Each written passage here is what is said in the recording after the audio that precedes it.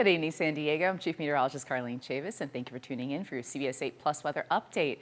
For today, we were still feeling that heat out there, especially with widespread 90s east of the 15. You had 95 degrees today for Escondido. You also had 99 degrees. That was for Valley Center.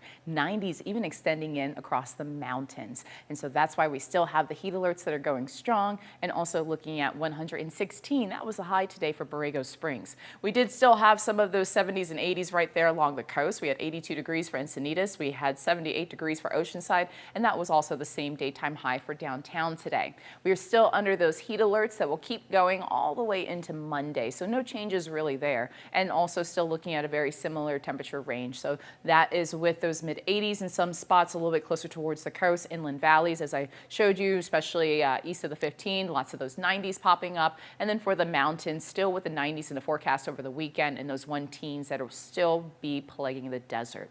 Then we get into those overnight hours. So it's sweltering because we do have a combination of some elevated humidity out there, and that's with a little bit more of that moisture that's been around. We also will continue to hold on to that into the overnight hours, and so it's been making things uncomfortable, especially for people who do not have AC, and I know it's a lot of you out there. Unfortunately, you still have the combination of the elevated humidity, so sweltering conditions in the afternoon hours then turn into steamy ones as we go into the night and morning hours. And so our overnight lows, these are the temperatures right before our sunrise at 5:58 for tomorrow morning. Still with 70s out there. You have that for Alpine as well as for Julian and for Palomar Mountain. 71 degrees anticipated for Encinitas.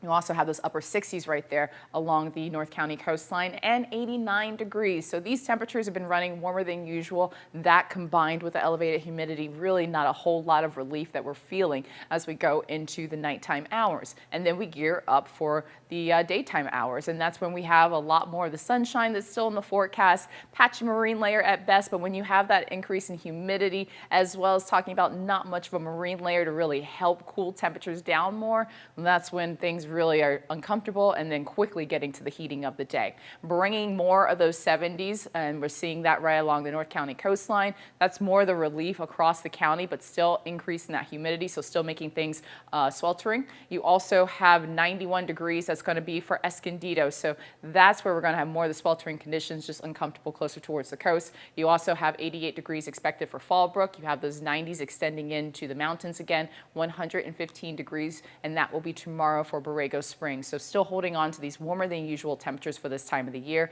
99 expected for Campo. That's been in triple-digit territory over the last couple of days. You have this big ridge of high pressure that's still holding on, and once I advance the clock, you're not really seeing much of a difference. It's going to continue to hold strong in our forecast, and that will take us into the start of next week. So this strong ridge will continue to keep a very deep red air mass right over us, indicating a hot air mass. And so that will stick around as that area of high pressure. It does move a little bit more towards the east, only slightly. And so temperatures actually will come down only by a degree or two into the middle of the week, but then they warm right back up again as the ridge moves closer towards us, and that is going to be by about Friday of next week. So the second half of next week, we're looking at an increase in temperatures, even more with widespread 80s right there for the coast, and so we could see some alerts being issued because of that. I've been talking about the heat. Ways to beat it, just want to reinforce this: drinking plenty of water, using fans, AC if you can, cool zones, utilizing those, eating cold foods is a good idea, wearing lightweight, light-colored, loose-fitted clothing, especially if you're going to be outside for an extended period of time, always a good idea. And we always stress this: avoiding those strenuous outdoor activities during the midday hours. And so a key time frame is about 10 a.m. to 5 p.m. That's when we start to get the more intensity with the heat, and also the more intensity when it comes to our sun rays. And so extreme UV index will continue into the weekend, and then on top of that, so will these steamy conditions. So want to keep you nice and safe. So here are some tips to help you beat the heat as we continue to ride this heat wave all the way into the start of next week. We also still have the elevated surf right along our coastline. Beach hazard statement will remain in effect all the way until about Sunday, and that's going to be at 8 p.m. That surf, about 3 to 6 feet, sets up to 7 feet. It's a south swell that's generating this, and it's going to be highest right there along those south-facing beaches like Wind and Sea. So you have an increased risk when it does come to rip currents, and that will be over the weekend and into the start of next week. week, we have to talk about that minor coastal flooding. So it starts this weekend. We're going to have an extra pull in our evening high tides coupled with this elevated surf. That brings it up to about 6 feet, even 6.5 feet. And so Sunday into early next week, we're going to have that extra pull even back up to about 7 feet by the start of next week. And that's because we have our full moon taking place. That's going to be the full buck moon. That is going to be on Wednesday. So that's creating that extra pull. So we'll continue to talk about that in our forecast in the days ahead.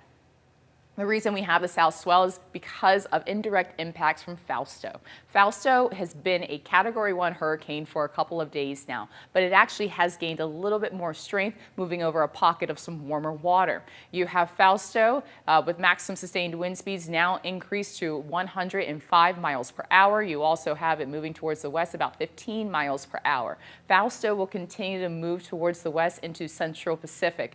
Unfortunately, that also has Hawaii right in its path.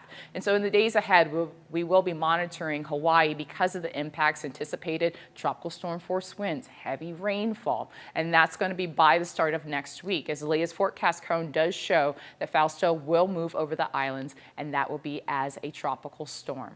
We have another system that has also increased in intensity. It was a tropical depression, became the next named storm of the Eastern Pacific season, and is Genevieve. Genevieve is a tropical storm. It's moving towards the west-northwest at about 13 miles per hour. Maximum sustained wind speeds are at 45 miles per hour, but it moves over a deep pocket of some warmer water. It looks to become a hurricane, and not just a hurricane, but a major hurricane by Sunday. And so that will be as we transition from Sunday into Monday. As a result, that intensity, that brings it to be the first major hurricane of this season. We've been seeing a lot of tropical storms pop up. We had Fausto become a hurricane, but this one, that one looks to be the first major hurricane of this season. But also, because it's moving across the Eastern Pacific, that leading to the potential for that south swell to really build up again, also could have us with the south swell into next week with the elevated surf. So still talking about that potential danger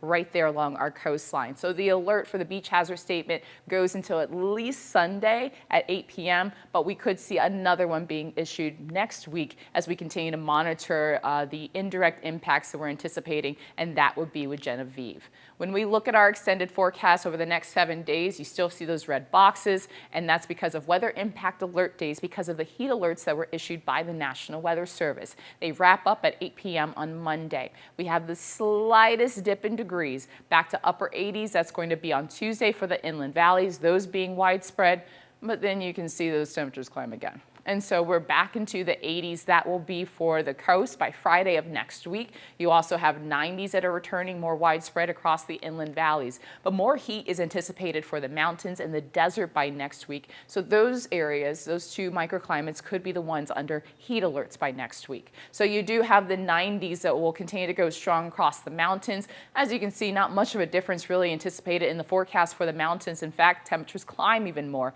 And so that could have the continuation for that particular area, and that would be by next week. Also looking at the desert, you have the 110s for tomorrow, coming down to 112 on Sunday, still a very hot temperature, and then getting back to something that's seasonal. That's going to be by the start of next week, but then you can also see temperatures climbing again, 111 by Friday, and so by Friday of next week, we could see some areas across Southern California deserts back into those 110s. So the potential is there that we could see some additional alerts by next week because of the heat, especially for the mountains.